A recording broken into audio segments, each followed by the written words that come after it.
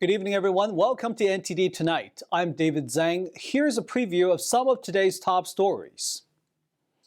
A woman was stranded in rushing water all night on her car. Video shows a dramatic rescue by first responders who say she was lucky. A decisive win in New Hampshire last night. More on the results and what next. An online church caught in a crypto scheme. What is the pastor saying and how much money was involved? First up, in California, a woman was rescued after surviving 15 hours on top of her upside-down car submerged in water. Luckily, a camper spotted her and was able to call 911. NTD's Jason Blair has more. A woman's car was flipped over while trying to cross a creek and cement bridge during heavy rain in Livermore, California on Monday night. She was able to get on top of her upside-down vehicle but was stuck for nearly 15 hours before being hoisted out by a helicopter. A nearby camper saw her the next morning and called 911. The woman's phone and other personal items were lost during the accident, so she couldn't call for help. Rescuers said she likely misjudged the water's depth and is lucky to be alive. Alameda County Fire Department Battalion Chief Kent Carlin told KTVU on Tuesday, quote, "The water was significantly rapid when we arrived. I can only imagine that last night it was flowing a little heavier." The woman was taken to a hospital with minor injuries and hypothermia. She's expected to be fine. Emergency crews want to remind people not to drive through water if it can be avoided and to find another route. Jason Blair, NTD News. Now let's take a look at other top headlines. The results are in. Former President Trump wins the New Hampshire Republican primary, defeating candidate Nikki Haley. Well, I want to thank everybody. This is a fantastic state. This is a great, great state. You know, we won New Hampshire 3 times now, three. Trump won by double digits with 97% reporting. He has now secured 12 delegates in the state compared to Haley's 9. Last night's primary set a record for the highest turnout ever in the Granite State, beating the 300,000 votes cast in the 2020 election. The race will now move to Nevada, where Trump and Haley will take part in separate events. The next time they face off again will be on February 24th in South Carolina, a state in which Haley served as governor for 6 years. But demographically, the state will be much more like Iowa, with a large population of evangelical Christians, a demographic that lined up behind Trump in the 2016 and 2020 presidential elections. Now, South Carolina Governor Henry McMaster has already endorsed Trump ahead of New Hampshire. A victory in South Carolina could prove crucial for both candidates before Super Tuesday on March 5th. The CEO of Boeing, Dave Calhoun, met with lawmakers today. The meetings come after an incident involving an Alaska Airlines jet. A plug replacing an unused exit door torn off, forcing an emergency landing. Senators Ted Cruz and Mark Warner are among those meeting Calhoun. We believe in our airplanes. We field safe airplanes. Our people do. We have confidence in the safety of our airplanes, and that's what all of this is about. And we fully understand the gravity. The FAA grounded 171 MAX 9 planes, prompting worries about delays and regulatory issues for the larger MAX 10. United Airlines CEO Scott Kirby said they would build a new fleet plan that does not include that model. Boeing also announced that they would stop its production and delivery operations for a day. The company says its production plant near Seattle will pause operations Thursday for quality control. Overseas, a major development in the expansion of NATO. The Turkish parliament voted to approve Sweden's NATO membership bid, bringing the Nordic country one step closer to joining the military alliance after months of delays. Sweden and Finland asked to join NATO in 2022 following Russia's invasion of Ukraine. In April of last year, Turkey endorsed Finland's membership, but along with Hungary, raised objections to Sweden, citing protection of groups that Ankara deems terrorists. In response, Sweden introduced a new anti-terrorism bill that makes being a member of the Turkestan Workers' Party illegal. Turkish President Tayyip Erdogan has further linked Sweden's ratification to U.S. approval of sales of F-16 fighter jets to Turkey, a sale the White House backs. Sweden's membership bid marked a historic shift away from decades of military neutrality, and joining the bloc will enhance NATO's defenses in the Baltic Sea region. Last year, NATO welcomed the idea of Ukraine joining the military alliance, but stopped short of an invitation. Leaders said in July 2023 that Ukraine should be allowed to join sometime in the future. A Russian military plane today crashing and reportedly killing 74 people. Russia is accusing Ukraine of shooting the plane down.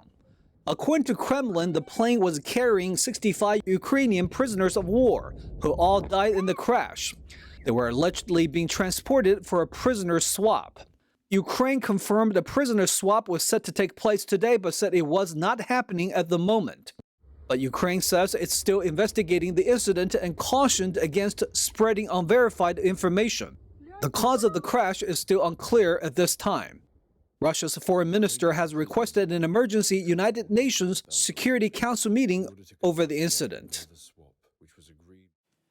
Senate leaders say negotiators are close to a deal on Ukraine and the border that will be able to win wide bipartisan support, and with a good enough margin to have the House follow suit.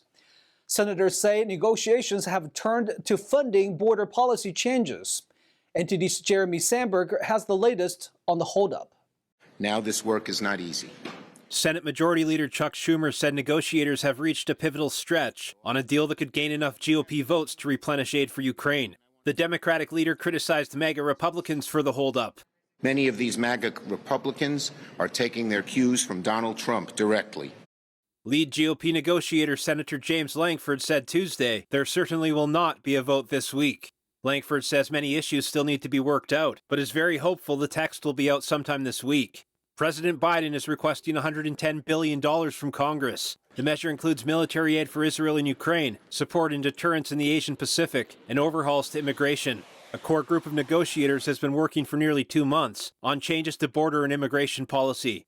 Top Democratic negotiator Senator Chris Murphy says time for Ukraine is running out.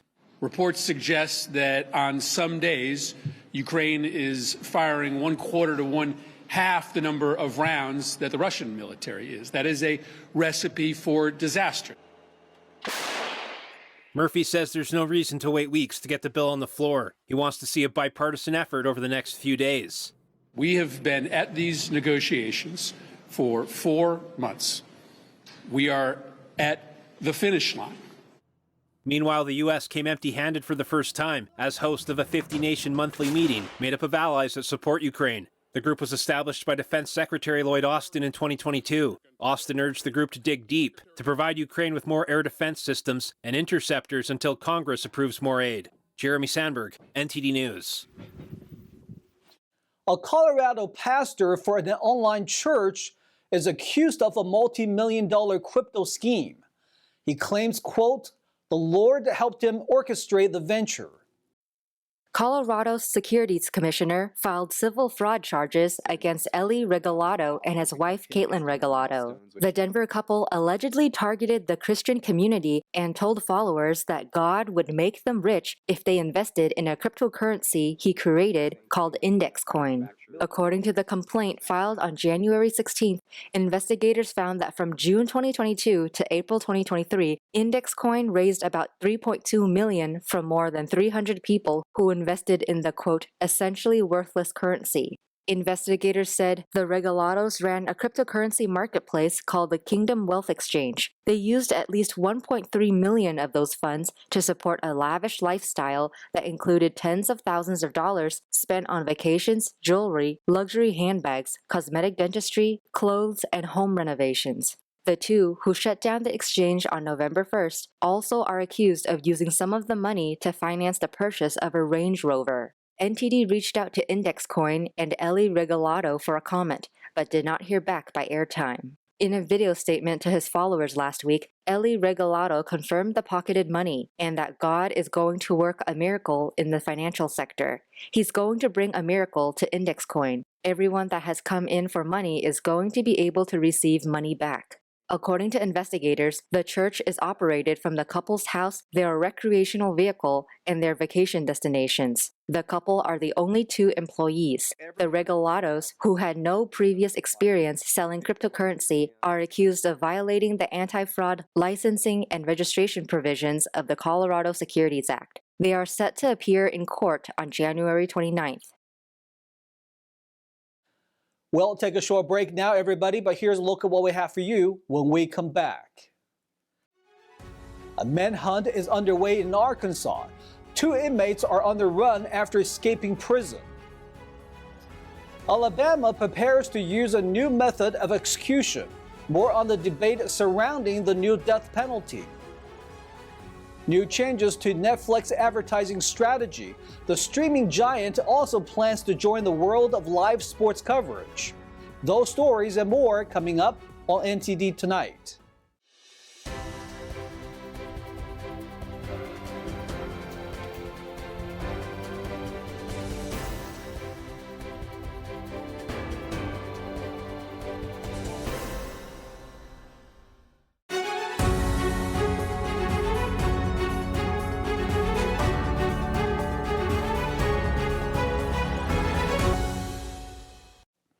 Welcome back to NTD Tonight. I'm your host, David Zhang.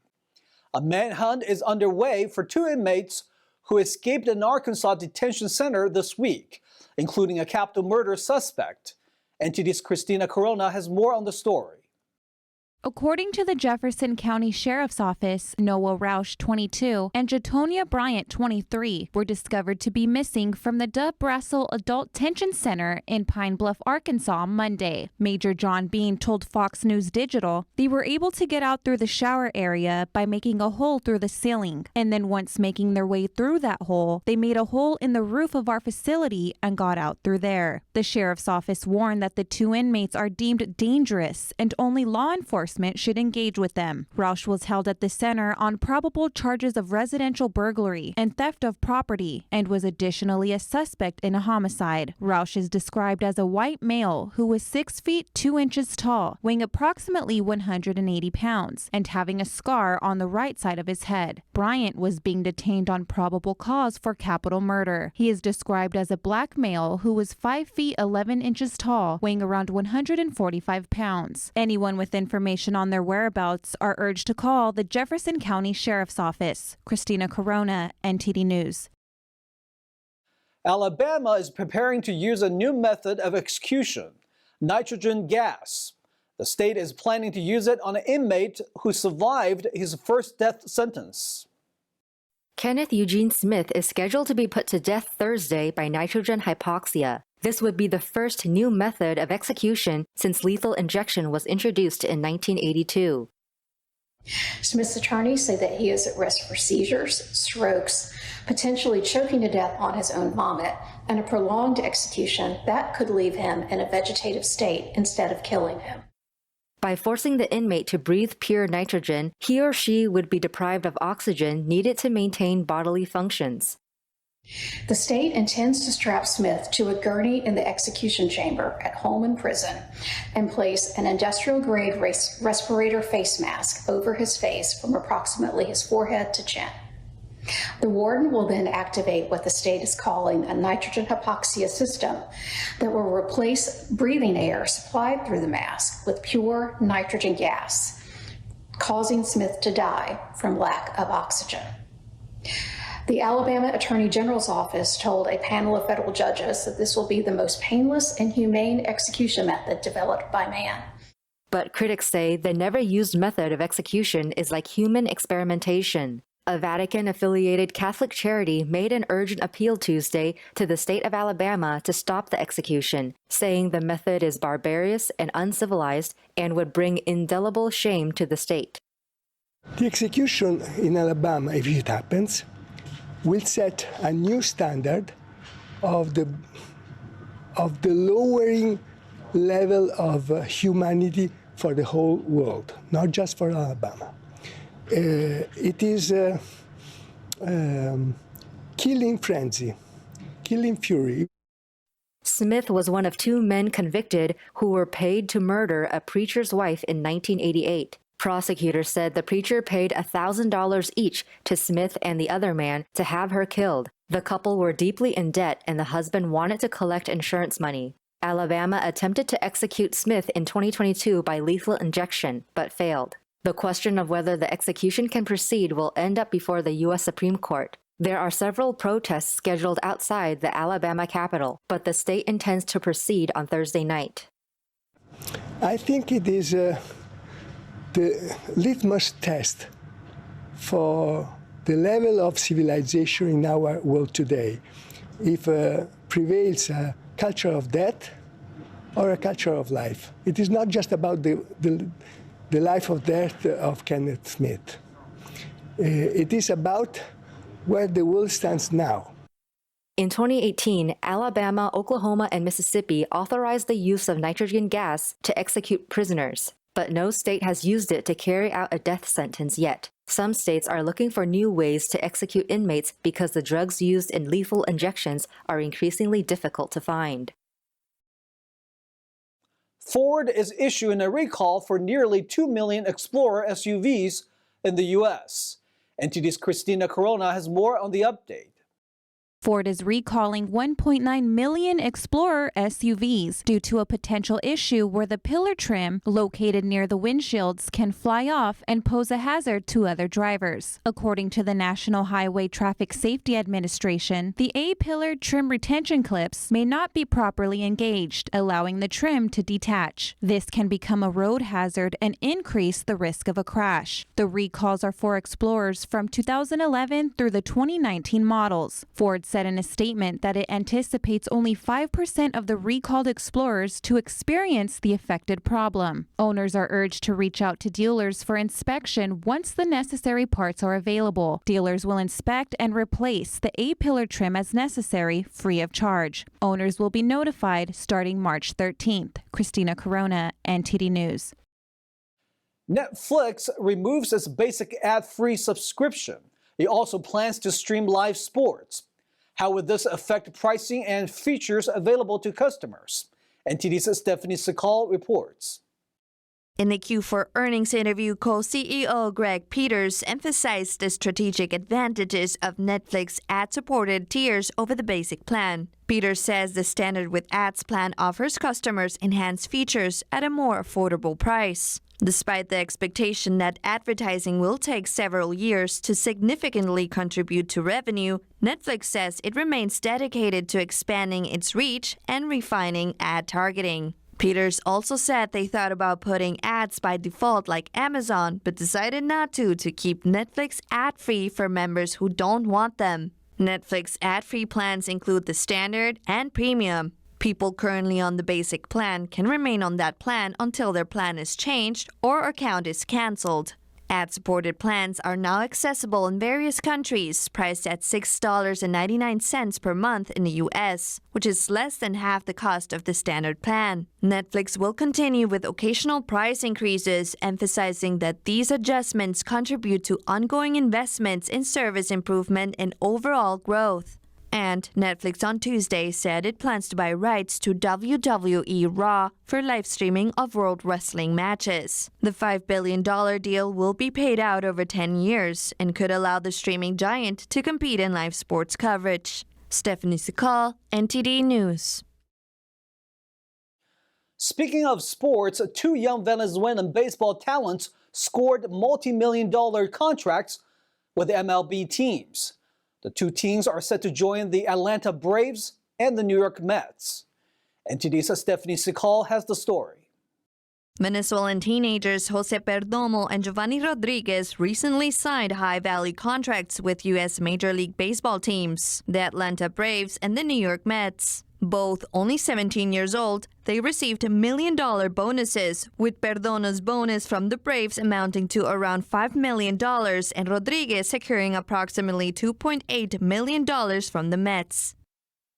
When I was welcomed to the Atlanta Braves, I cried. I was so excited. I was very satisfied when they told me the salary. I worked so hard for that. I thank God for always allowing me to do what I love the most. I thank my family, my mom, and my dad. Baseball's popularity in Venezuela has historically provided a way out of poverty for many young players and their families. I felt so much emotion when I called my grandmother. I had made it. When I was told that the total was going to be $1.8 million, I felt very satisfied. Not only because of the wage, but because of what I had accomplished. Economic challenges led to the withdrawal of major league academies in Venezuela, leaving local organizations as the main avenue for talented players to connect with U.S. teams. Stephanie Sikal, NTD News. Stay tuned. Up next on China in Focus with Tiffany Meyer, a heated confrontation racking up 6 million views. A group of Chinese people stopped a British pianist from live streaming his performance in London and threatening legal actions. Two Republican presidential candidates take stances on China. One says to be ready for war with China. The other says to maintain regular ties with Beijing. That's all we've got for you tonight. We would like you to join us again on NTD Tonight every weekday at 9 p.m. I'm David Zhang. Have a wonderful evening.